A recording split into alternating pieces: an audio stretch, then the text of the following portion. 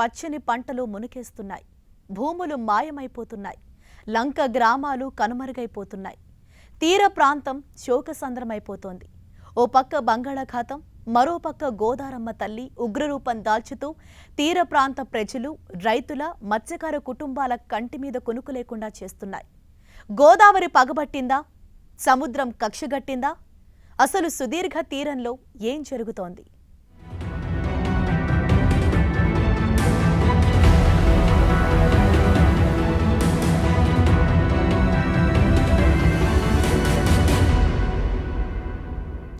రాకాసి అలలు తూర్పు తీరాన్ని మింగేస్తున్నాయి. గోదావరి వరదలు కోనసీమ భూములను కలిపేసుకుంటున్నాయి. కడలి కల్లోలానికి తీర ప్రాంత గ్రామాలు కనుమరుగవగా, గోదావరి ఉగ్రరూపానికి వందలాది ఎకరాల భూములు నదీ గర్భంలో కలిసిపోతున్నాయి. గోదావరి వరదలకు విలువైన పంట భూములు కోతకు గురికాగా, అలల తాకిడికి మత్స్యకార గ్రామాలు సముద్రం గర్భంలో కలిసిపోతున్నాయి. తూర్పుగోదావరి జిల్లాలో నదీ పరివాహక ప్రాంతాలు, సముద్ర తీర ప్రాంతాలపై 10 టీవీ ప్రత్యేక కథనం. సముద్ర తీరం కోతకు గురవుతోంది. రాను రాను ప్రమాదకరంగా మారుతోంది. ఆంధ్రప్రదేశ్ ధాన్యాగారం తూర్పుగోదావరి జిల్లాలో నది, సముద్రం కోతల తీవ్రత రోజురోజుకు పెరిగిపోతోంది. మానవ తప్పిదమో లేక ప్రకృతి ప్రకోపమో తెలియదు కానీ విశాల సాగర తీరం, ప్రశాంత గోదావరి పరివాహక ప్రాంతం ప్రమాదకరంగా తయారవుతోంది.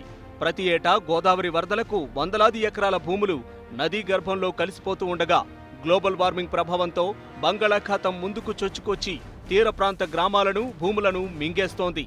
తీర ప్రాంతాల ప్రజలను భయపెడుతోంది.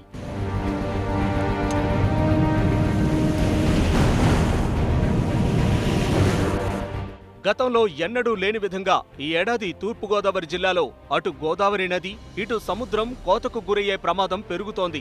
సముద్రం కోతకు తీర ప్రాంతంలో ఉండే మత్స్యకార గ్రామాలు కనుమరుగవగా, నదీ కోతలకు విలువైన పంట భూములు నదీ గర్భంలో కలిసిపోతున్నాయి. సుదీర్ఘ తీర ప్రాంతం, విశాలమైన గోదావరి నది తూర్పుగోదావరి జిల్లా సొంతం. నాసిక్లో పుట్టిన గోదావరి నది 1465 కిలోమీటర్ల ప్రయాణం అనంతరం ఈ జిల్లాలోనే బంగాళాఖాతంలో కలుస్తుంది.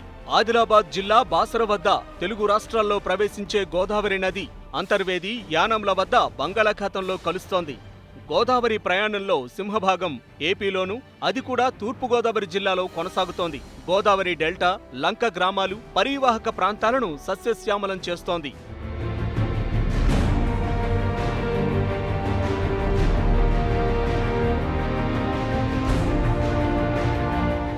వరితో పాటు కొబ్బరి, ఉద్యానవన పంటలు ఎక్కువగా తూర్పుగోదావరి జిల్లాలో పండిస్తారు.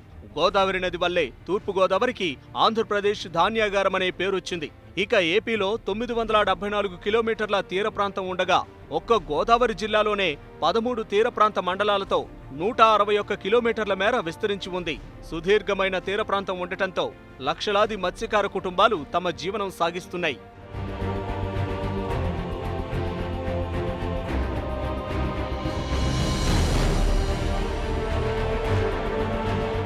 జిల్లాలోని 13 తీర ప్రాంత మండలాల్లోనూ సముద్రం భారీగా కోతకు గురైంది. ముఖ్యంగా ఉప్పాడ, కోనపాపపేట, భైరవపాలెం, బ్రహ్మసమేధ్యం, చిర్రయానం, యస్యానం, వాసాలతిప్ప, కొమరగిరిపట్నం, ఓడలరేవు, కేసనపల్లి, కరవాక, చింతలమోరి, అంతర్వేది తీర ప్రాంతాల్లో సముద్రం కోత స్థానికుల్లో ఆందోళనకు కారణమవుతోంది. సాధారణంగా అమావాస్య, పౌర్ణమి రోజుల్లో సముద్రం కొంత అలజడిగా ఉండేది. ఇటీవల కాలంలో తరచూ సముద్రం అలజడి ఎక్కువగా కనిపిస్తోంది. దీంతో తీర ప్రాంతంలోని మత్స్యకారులు భయాందోళనకు గురవుతున్నారు. ఈ తెర్ర అతలు వెయ్యాల గొట్టు అలాగైతే కొడుతుంది, కొట్టగడ్డ అలా ఉంటుంది. ఎన్ని సంవత్సరాలైనా బెదరాయి అలాగైతే ఆ సంద్రం ఆతల ఈ తెర్ర ఆతలు వేసి మంచి గట్టిగా కట్టితే బాగా ఉంటుంది. కొట్టకి అవకాశం ఉంటుంది. ఇదిగో ఆ సమ్మంత ఎత్తుండాల. కొత్త పిల్ల దూరం ఉండేది. కొత్త పిల్ల ఎంతలో అంత దూరం కొట్టేసింది. చాలా భయం వేసేస్తున్నాడు. ఇదిగో నేను షెడ్లో ఉంటున్నాను. ఆ షెడ్లో వచ్చేస్తాను భయం. గతంలో ఎన్నడూ లేని విధంగా ముందుకు చొచ్చుకొస్తున్న సముద్రాన్ని చూసి భయపడుతున్నారు. పంట భూములనే కాదు, నివాస గృహాలను కూడా తనలో కలిపేసుకుంటున్న సముద్రాన్ని చూసి గ్రామాలను వదిలి ప్రజలు వెళ్లిపోతున్నారు. కొత్తపల్లి మండలం ఉప్పాడ, కోనపాపపేట గ్రామాల్లో పరిస్థితి మరింత దారుణంగా మారింది. ఇప్పటి వరకు లేని విధంగా సముద్రం సుమారు 50 మీటర్ల ముందుకు చొచ్చుకొచ్చింది. అంతేకాదు, తీరంలో సుమారు 5 మీటర్ల ఎత్తున కెరటాలు ఎగిసి పడుతున్నాయి. దీంతో తీరానికి ఆనుకుని ఉన్న సుమారు 50 ఇళ్లు సముద్రంలో కలిసిపోయాయి.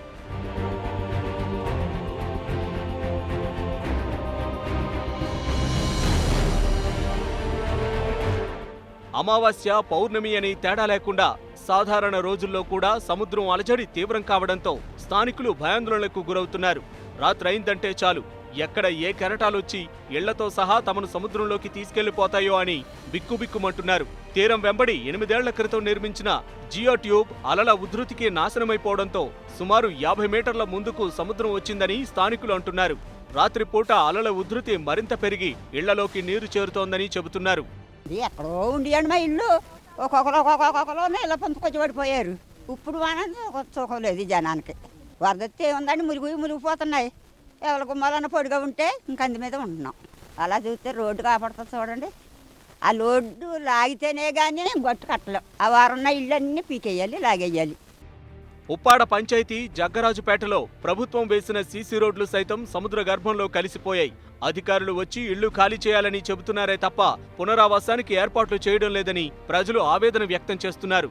రాజకీయ నాయకులు సైతం వచ్చి చూసి వెళ్తున్నారే తప్ప ప్రత్యామ్నాయం చూపించడం లేదంటున్నారు. కాకినాడ సమీపంలో హోప్ ఐలాండ్ను తవ్వడం, పోర్టు విస్తరణకు సముద్రంలో డ్రెడ్జింగ్ ఎక్కువగా చేయడం వల్ల తమ గ్రామాలకు ముప్పు వాటిల్లుతోందని విమర్శిస్తున్నారు.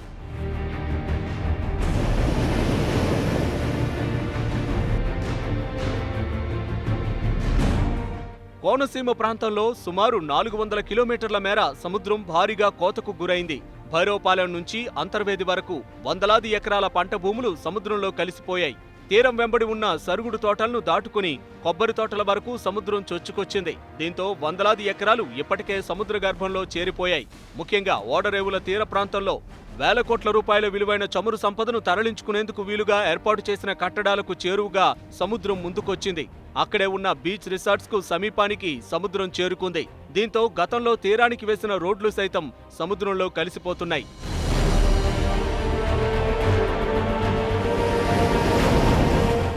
ఇప్పుడే పరిస్థితిలా ఉంటే రానున్న తుఫాన్ల కాలంలో సముద్రం మరింత ముందుకొచ్చే అవకాశం ఉండడంతో తీర ప్రాంత ప్రజలు భయాందోళనలు చెందుతున్నారు. కడలి కన్నెర్ర చూసి ఇప్పటినుంచే భయపడిపోతున్నారు. అక్కడ నివాసం ఉంటున్న మత్స్యకారుల పరిస్థితి అగమ్యగోచరంగా తయారైంది. ఇప్పటికే కొన్ని గృహాలు నదిలో కలిసిపోయాయి. చేపల వేటే తమ జీవనాధారమని, గోదావరి సముద్రంలోకి చొచ్చుకొస్తుంటే ఎక్కడికి వెళ్లాలో తెలియడం లేదని స్థానిక మత్స్యకారులు ఆవేదన వ్యక్తం చేస్తున్నారు. మాకు సముద్రం ఒక సొత్త భయం వేస్తుందండి. ఇంతవరకు భయం అన్నది ఉండేది కాదు. ఎందుకంటే అప్పుడు ఇసుక ఉండేది, ఎంత నీరు వచ్చినా ఇసుక పీర్చేసేది. ఇప్పుడు అలా కాదని మా గురించి కొట్టేశారనుకో ఆ రాళ్ళ నుంచి మాకు నీరు వచ్చేస్తుంది. ఇసుక పీర్చట్లేదు నీరు. ఇప్పుడు ఒక నాయకుడు ఉంటే వాళ్ళు కాలే చూసుకుంటున్నారు కానీ మా ఈదోంకి ఎవడో చూడట్లేదండి. గవర్నమెంట్కి స్థలం ఇచ్చిందనుకో ఏ పాక పెందరో అక్కడ వేసుకుంటాం అంతే. గవర్నమెంట్ అదే కోరుకుంటాం, ఇంకేం కోరుకోవట్లేదండి. సముద్రంలో కెరటాలు ఉధృతంగా రావడంతో తీరం కోతకు గురై విలువైన భూములు, సరుగుడు తోటలు కొట్టుకుపోయి రైతులకు నష్టాలను మిగులుస్తున్నాయని అంటున్నారు. అధికారులు స్పందించి రక్షణ ఏర్పాట్లు చేయాలని వారు కోరుతున్నారు. తీర ప్రాంతంలో భూములు కోతకు గురైన తీరుపై అధ్యయనం చేసి కోత లేకుండా నిరోధించే చర్యలు చేపట్టాలని వారు కోరుతున్నారు.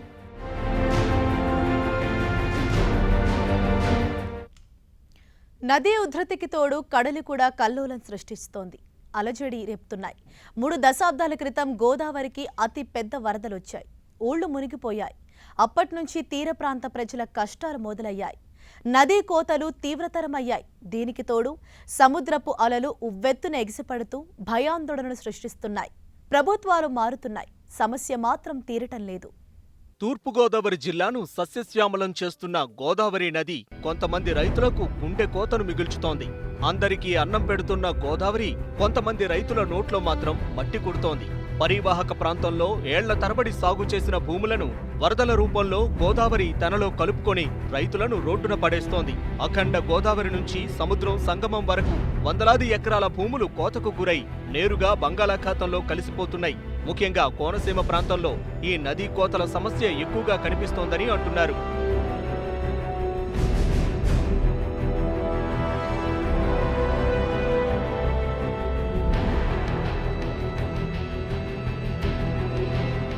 గోదావరి వరదలకు ప్రతి ఏటా వేలాది ఎకరాలు నీట మునిగిపోతున్నాయి.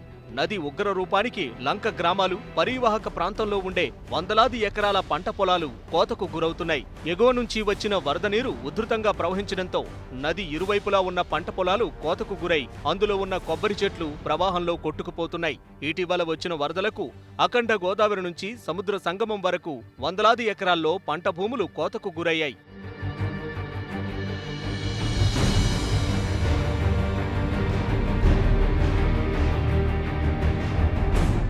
1986 వరదల తరువాత పెద్ద మొత్తంలో ఇటీవల వరదలకు కోతకు గురయ్యాయి.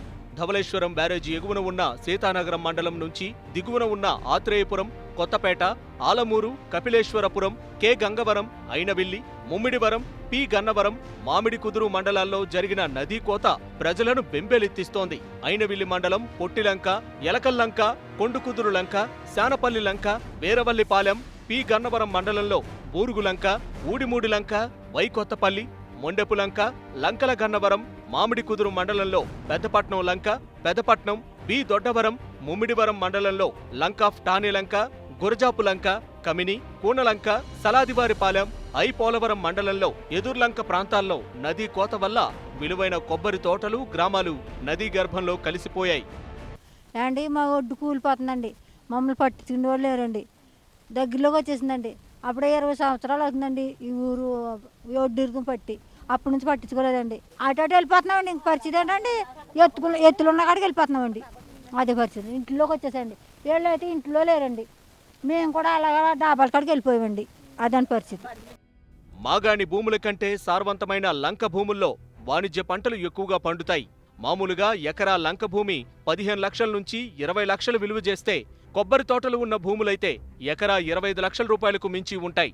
ఇంతటి విలువైన భూములు ఏటా గోదావరి వరదలకు నదీపాతమవుతున్నాయి.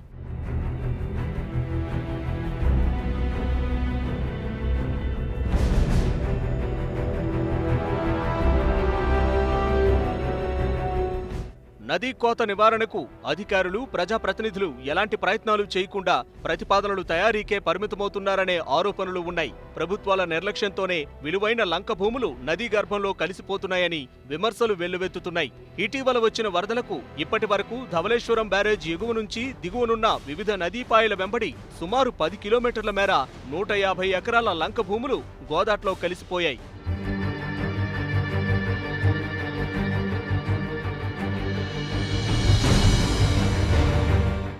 నదీ కోత కారణంగా నిన్నటి వరకు భూమి ఉన్న రైతులు నేడు కూలీలుగా మారిపోతున్నారు. గోదావరికి వచ్చిన వరదల్లో 1986 ఆగస్టు వరదలు అతి పెద్దవి. అప్పటి నుంచి నదీ కోత తీవ్రత ఎక్కువైపోయింది. దీని కారణంగా ఇప్పటి వరకు జిల్లాలో సుమారు 2000 ఎకరాలకు పైబడి లంక భూములు నదీ గర్భంలో కలిసిపోయాయి. దీని నివారణకు ఉన్నత స్థాయిలో ప్రభుత్వం చర్యలు తీసుకోవాలని లంక గ్రామాల ప్రజలు కోరుతున్నారు. గోదావరి వరదల సీజన్ అనంతరం నదీ కోత తీవ్రతను గుర్తించేందుకు జలవనరులు, రెవెన్యూ శాఖల అధికారులతో పాటు ఉన్నత స్థాయి సాంకేతిక అధికారులు సంయుక్తంగా సర్వే చేయాలని డిమాండ్ చేస్తున్నారు. కేంద్రం, రాష్ట్ర ప్రభుత్వాలు నదీ కోత నివారణకు చర్యలు తీసుకోవాలని, నదీ కోత వల్ల భూములు కోల్పోయిన వారికి నష్టపరిహారం చెల్లించాలని ప్రజలు కోరుతున్నారు. మేము 9th క్లాస్ ఆ టైంలో చదువుకునే టైంలో అయితే ఇంకా చాలా బ్యాక్ ఉండేది. సో ఇప్పుడు రాను అది పెరిగిపోతుంది. సో ఇక్కడ చాలా మట్టుకి ఇల్లు అన్నీ కూడా కోతకు గురైపోయి చాలా ఇల్లు అవి కూడా చాలా ఇదైపోయి ఉన్నాయి. కల్టివేషన్ ల్యాండ్స్ అని కాదు సార్, ఇదంతా ఇక్కడ ఏముండేదంటే మొత్తం పీపుల్ ఎక్కువగా ఉండడం, వీళ్ళ ఫిషర్మెన్ ఫిషింగ్కి వెళ్ళడం, ఇదంతా లొకేషన్ ఎక్కువగా ఉండేది. సో ప్రస్తుతం ఇదంతా చూసినట్లయితే ఇప్పుడు అంత ఇదిగా ఏమీ లేదు. మొత్తం చాలామంది ఊరు కూడా వెనక్కి వెళ్ళిపోవడం జరిగింది. మేము అనుకోవడం ఏంటంటే కాకినాడలో హోప్ ఐలాండ్ ఇంక్రీజ్ అవ్వడం వల్ల దాని యొక్క ప్రెజర్, దాని ఇంపాక్ట్ ఒప్పాడు నుంచి ఈ రేంజ్కి ఇలా వస్తుందని చెప్పేసి నేను అనుకుంటున్నాను. సుదీర్ఘ తీర ప్రాంతం, విశాలమైన గోదావరి పరివాహక ప్రాంతం కోతకు గురవడం తూర్పుగోదావరి జిల్లా రైతులను ఆందోళనకు గురిచేస్తోంది. ఒకవైపు మత్స్యకార గ్రామాలు కనుమరుగవ్వగా, మరోవైపు విలువైన పంట పొలాలు నదీ గర్భంలో కలిసిపోతున్నాయి. ఈ నేపథ్యంలో ప్రభుత్వం నదీ, సముద్ర కోత నివారణకు చర్యలు తీసుకోవాలని కోరుతున్నారు. నదీ, సముద్ర కోతలకు అడ్డుకట్ట వేయాలి. ఇప్పటికైనా నష్టపోయిన రైతులను ఆదుకోవాలి.